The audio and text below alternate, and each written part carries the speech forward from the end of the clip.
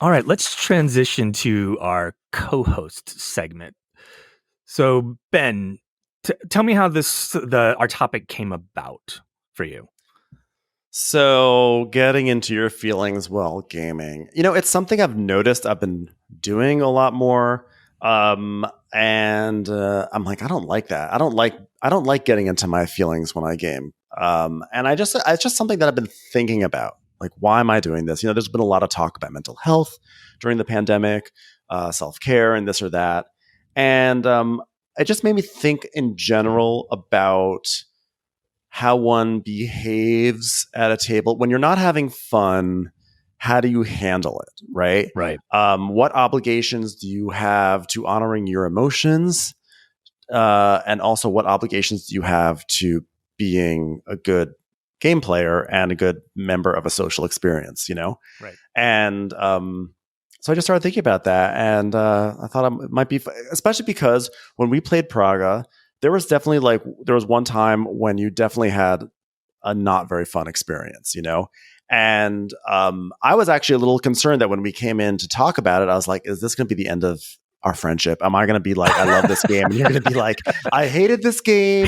It made me miserable. I was like, what's going to happen? Bad person for liking this game. I know. I was like, I thought we are going to have a big fight. I thought we are going to have a big podcast. Like, this is going to be the one. But didn't you still, tell me that you were like worried about like how people were perceiving you like as a fellow player?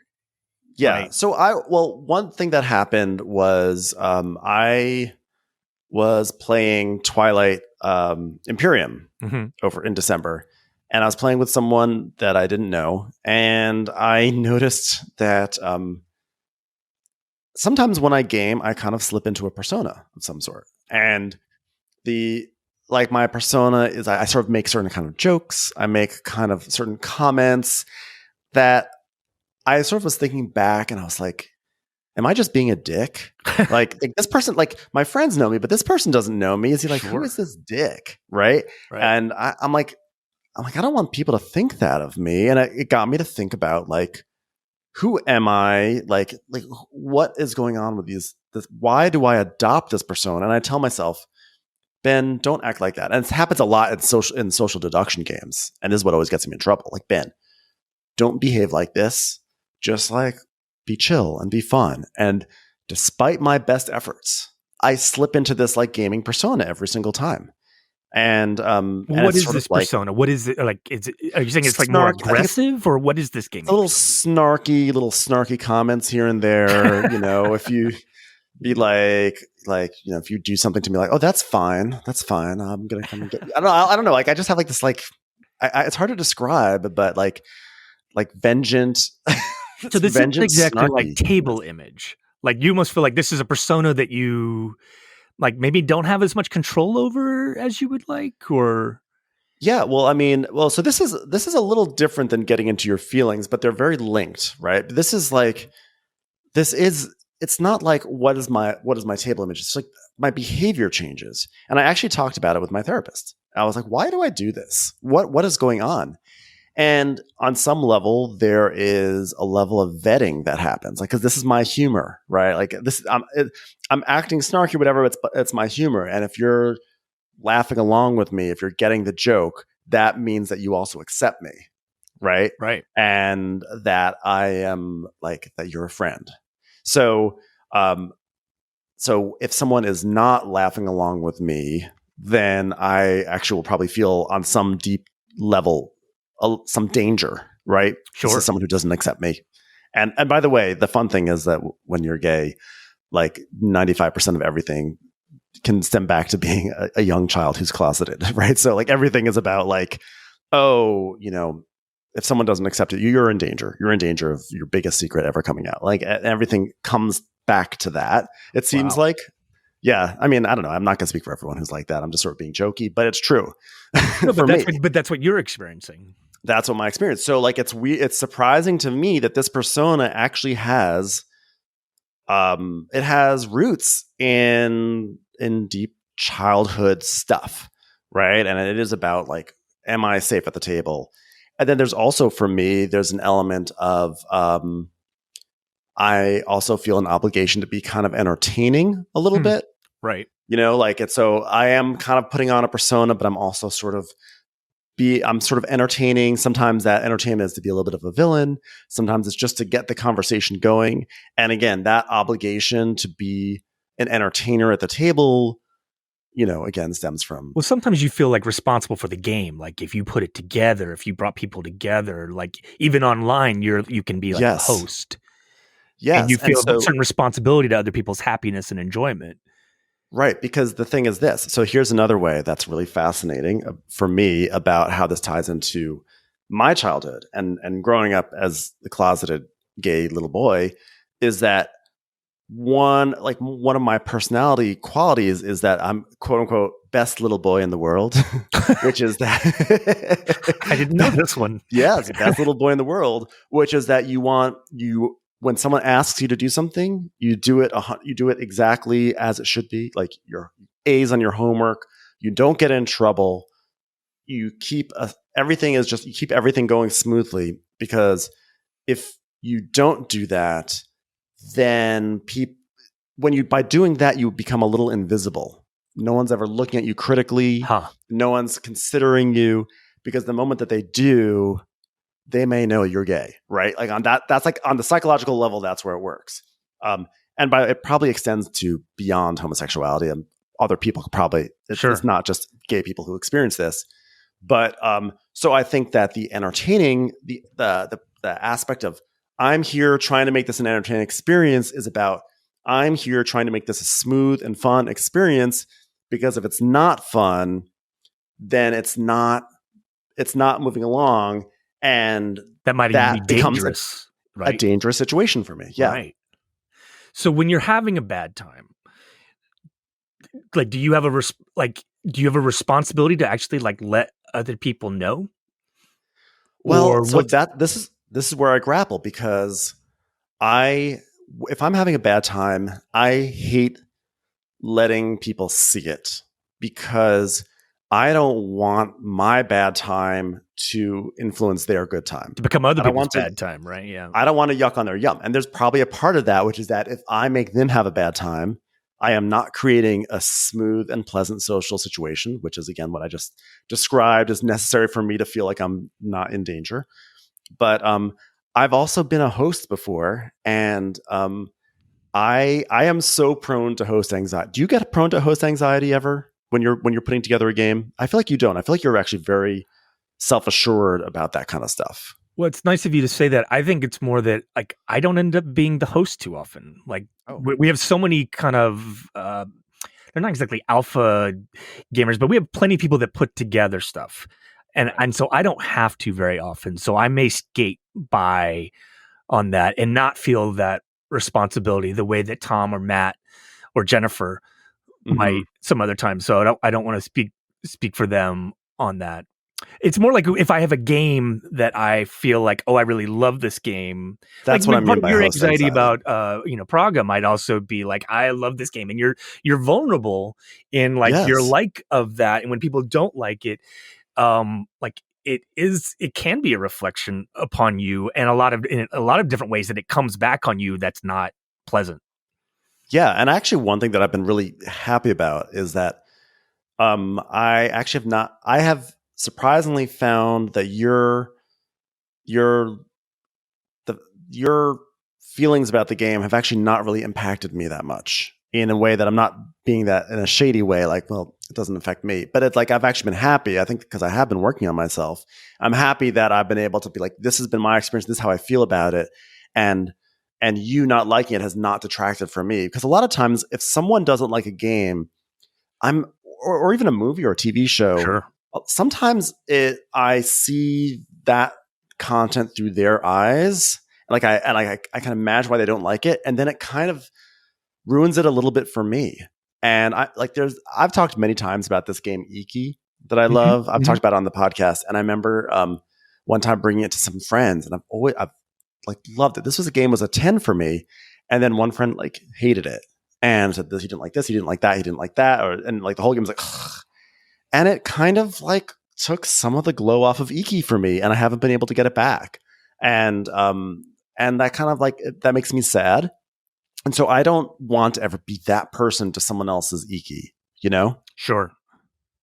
No, I get that. I mean, I think it's good that we're having this conversation because I feel like this is an area that I honestly fail at all the time. Mm-hmm. Like people, like I'm really eager to have this conversation. I also feel like I have almost nothing to offer because I do this poorly. I know that there are times where I get in an emotional state. I let people know, and it does affect their pleasure of Mm-hmm. their experience of the game. Like I don't want to be that problem, but sometimes I am that problem. And I think maybe to kind of turn it back to not the ways that we can be prescriptive, but like there are legitimate times where you're put in an emotional state and you're absolutely right to communicate with people that you're feeling bad about something and you need to call attention to it. Like I think you mentioned, like sometimes you feel like you're not being heard. Mm-hmm. Yeah. And like that, like you do need to let people know about, not to put that on you, but Mm-hmm. like there's times where like we do have to communicate if people aren't having a good time so we can correct that, if that makes sense. But I almost think that like, yeah, I mean, like, so for me, I don't like showing people that I really don't like a game because I feel like when I don't like a game, I become a real jerk about it. Like I feel like I just become passive aggressive and snotty and everything. I'm like, I don't want that. I don't want to let that out. I don't want to bring that into the space. But at the same time, I think actually one of the benefits, Trey, of you saying like, if I don't like something, sometimes I get in my feelings and I can't control it, just comes out, is that in a sense that because that is such a quality of you, that if you are in your feelings about something, we all know, okay, this is Trey and his feelings, but it has no bearing on my feelings. This is what he's going through. It's almost like because it's actually part of like your gaming experience, it actually makes it maybe less somehow actually it actually is like just like it's easy to say like, well, that's just Trey. That's like Trey doing Trey's thing, which is not to be dismissive of you, but it's easy to be like, oh, that's just Trey. He's in his feelings right now. But I know I'm not in my feelings. So in a way, it actually does you a service because it's actually this sounds like brand. such this sounds like such like a backhanded compliment, like because you do it so much, it doesn't affect us anymore. Because you're such but a diaper I actually think that there is some value in that, right? It's like this is what we know, this is what Trey's emotion, like what he needs out of a game, what he likes out of an experience, and he's feeling a certain emotion. Because then on the flip side, when you actually really like a game, it's actually really, it's like, it's great because it's like Trey love it. Like there's the joy highs that and lows. Yeah, the joy that you exude as a result is also really wonderful. It's also the case that, like during the last year with COVID, like I have found the effects of isolation, doing so much stuff online, not seeing my friends, not seeing family or seeing family or whatever, is that like all of the tension and stuff that's wrapped up in the pandemic manifests in totally uncontrollable ways. Yeah. Right? Like it's weird when stuff comes out. Absolutely. And I like have a moment and like I can't even point to like why I'm in a funk in this moment.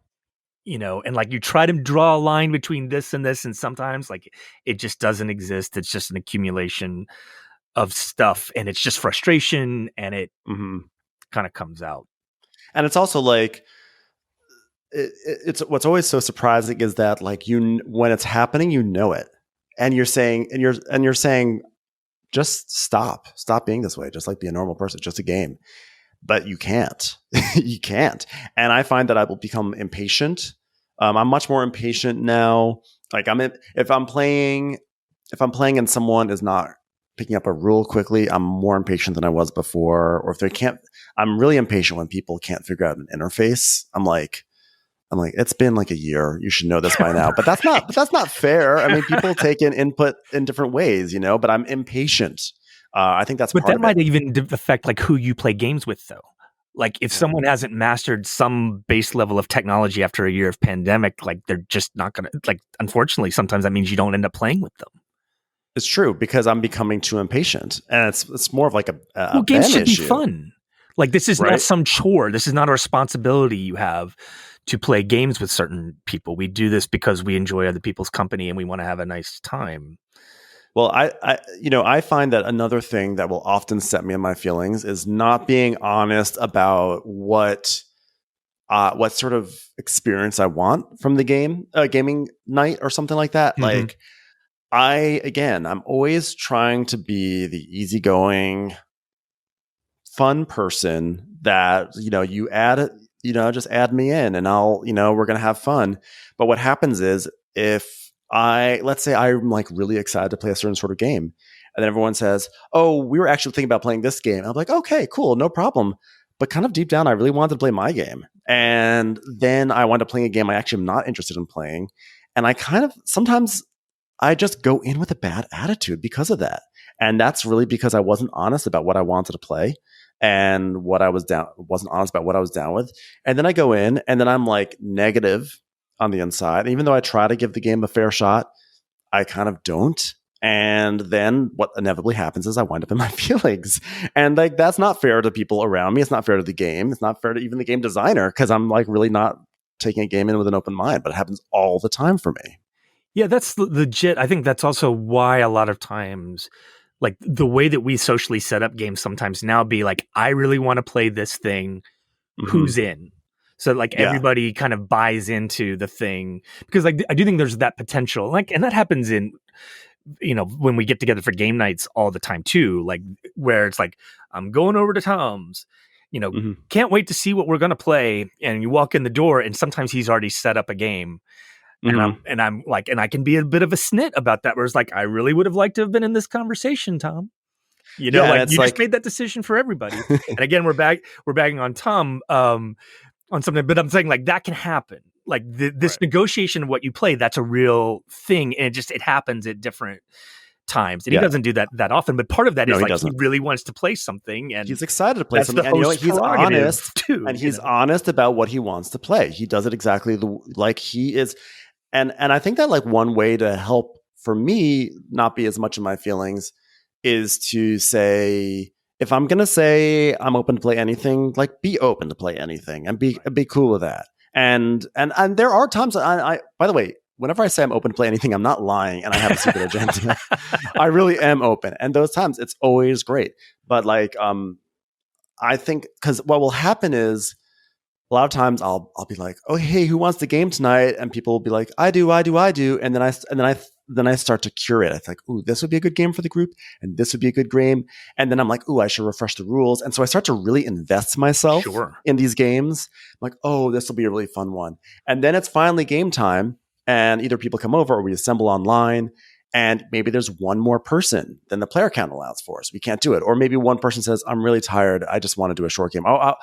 I want to do a game that I already know, which happens all the time. And all of a sudden I'm like, no, because in my mind, I'm like, I read all these rules. I got myself so excited. And the truth is I should have just said all along, this is a game I want to play tonight, or I should have said, hey, I've got 3 games I'm interested in. I'm going to look at the rules. I have an idea. And so I feel like a lot of times I set myself up for being emotionally disappointed because I don't think I communicated really my needs to the group, I think this is something that like Paul kind of talks about a lot of times, though, is like you're talking about like all this investment, like both you're putting in as a host and then as a player. And I just don't think it's possible a lot of times for us to be just completely casual. I'll play anything. Everything's fine. I'm the Zen master. It's all going to, wash over me. It's all beer and pretzels here. It's like, part of that, like we do get investment, and that's also like why the highs can be so high and the lows sometimes can be low. It's like you can kind of lose your shit is a consequence of investment. And that's part of why we do play games, is that you do get emotionally invested. These are people whose opinions you care about. You don't want to look dumb. You also want to look like you're fun and entertaining and all this stuff. Yeah. And sadly, like all that investment does mean that sometimes it can go sideways and you're not at your best. And people have, and like they're your friends, and they, like you said, you might be like, oh, that's just Trey. And like, that's good that they're your friends and they kind of know who That's you actually a are. really good place to be in, to be honest. That you can say, guys, I'm sorry, I'm just in my feelings. Let me just be in my feelings right now. And like they say, cool. Like that's actually a great space to be in because there's no sense of judgment, right? It's just like, guys, let me just be in my feelings. You know? There might be a little judgment. No, but I don't think so because I think it's like it's not like it's not. No one's saying what's wrong with Trey. Everyone's like, oh, okay, yeah, Trey's like he's like he's in his feelings right now. Fine. It's like that's actually like kind of a really. I aspire to be in that place. Maybe I'll get there. I aspire to be more mature in this sometimes. I think sometimes I succeed. Sometimes I don't. I wish I succeeded more. I'm glad that, like, in my experiences with you that I haven't, maybe there's sometimes where I've impacted your fun of games. I hope it hasn't been too much. I think it's bound to happen sometimes. I mean, I was specifically thinking of like there was a time where me and Tom were playing Terraforming Mars, and I was getting very frustrated because we were playing async and we were having trouble like getting everybody kind of to play at any kind of rhythm. And people were starting to play little one turn, like in Terraforming Mars, you can take 2 actions on your turn. Yeah. But you sometimes you can just play one, and sometimes that one is I'm just giving away a card for a credit. And like I was getting frustrated when people were doing that because I was like, can we just play this game? Like if this were in person, I think this would be fine. And I was starting to say, guys, can we just everybody take 2 turns? And like you correctly said, Trey, I'm playing my game. I'm going to play my game. Yeah. And I got, okay, back off. I actually was really in my emotions in that game because it was kind of funny. It's always so funny when you look back. You're like, why was I ever in my emotions? But I was in my emotions because maybe it wasn't that game, but the next game, you like just ransacked me. You like every attack card that came out, I killed every plant. Every plant you had. attacked me so hard, and like it killed my engine. And I got in my emotions because I was like, here's this guy saying, like, you should take a suboptimal turn because like this is taking too long. You should you should always take your 2 actions while he's simultaneously just like kicking me over and over and over again. And I felt very like that, like triggered something in me. I was like, that's not right. Like he wants to take me down, but then also tell me I shouldn't do anything to like improve my position. Like that's how I interpret it, even though I know that's not what you were saying. But I got so in my emotions. Like you don't even know how I don't think I told you this, but I got a sense. I was so in my emotions. But then I was also like, this is clearly about something deeper. This is not about Trey. Because the truth is, I could have pivoted my strategy at any moment and I would have been impervious to what Trey was doing. I was just playing a bad game. And Trey just did enough that I could just like let my right brain just take over my body and just focus all my blame for my game onto Trey and the sense of like feeling unjustly attacked while also being told to do something else. But I was like, the entire time I was like, why? This is Terraforming Mars. Why am I like literally sitting here on my couch holding my phone getting so mad right now? Why? This is ridiculous, And I was like, Ben, calm down. This is because guess what? I think the next game, I think I went and attacked you like crazy. And I was like, that sometimes is just the game. It's just the game. The directed aggression of Terraforming Mars is like my least favorite part of that game. And I'm still not convinced that it's necessary. I feel like there's enough interaction anyway. But like my emotional state with Terraforming Mars is like, I don't like the directed aggression in the game, but it's there. So if I'm going to play this game, I'm going to You're allowed to, of course. Absolutely. I'm absolutely. I take Ben out with this asteroid. Yep. I've never been triggered by it in what 5 years since that game came out, 5 or 6 years. I've never been triggered by the directed aggression. It's always like, ugh, that's annoying. It's like a moment like, fine. But that game, it like where maybe because of whatever stress I was feeling in my life, whatever was going on at that moment, it like you unleashed a monster in me at that moment. And I was in I could not get out of it. I could not get out of my feelings until I went to bed. And then the next day I was like, okay, I think that game also might have been more emotional because I feel like that game was more competitive. Like, I think we were explicitly we'd played some games of Terraforming Mars. We'd kind of messed around with the app. We'd played some games and now we had brought in Tom, and we were like, okay, now we're playing for real. Now, Yeah. then we're gonna play a real competitive game of terraforming Mars here, and so it felt like there was a little bit more at stake. Yeah, but I remember I was definitely sending several passive aggressive text messages and, you communicated your emotions. There was I'm not sure you definitely established some boundaries. And I was like, I am not going to agree to this like mandatory always do 2 action. I was like, I'm not doing that. Absolutely not. You have destroyed my plants. I am going to do what I have to do to rebuild myself, sir. Message received. Okay, so any final thing you want to say about being in your feelings here? I mean, I don't know. I mean, I just feel like, I aspire not to be as much in my feelings. I think it's okay to be in your feelings are your feelings. Sure. I think there's a line between being in your feelings and yucking on someone's yum. Right. And if I am really just not enjoying a game, I'm aspiring to let that out at the end of the game.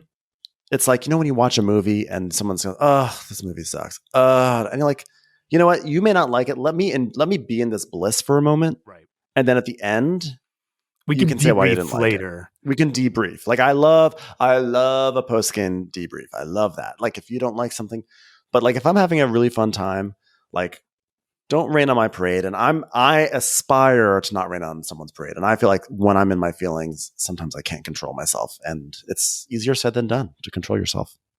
Yeah, like the message from this should not be don't have emotions, or even just like always contain your emotions. I mean, like it's going to happen, and this is stuff that we all struggle with, and a lot of times it's legit.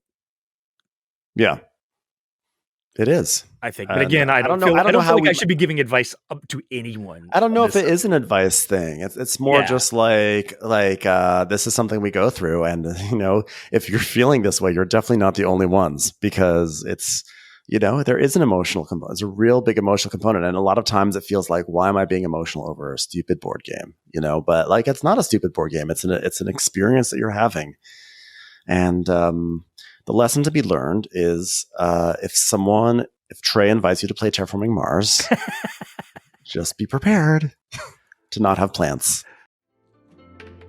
Hey, if you enjoyed that video, you very well might enjoy the other videos you now see being suggested to you on screen. Also, we'd greatly appreciate it if you could like, share, or subscribe to our Game Brain channel. Thanks so much.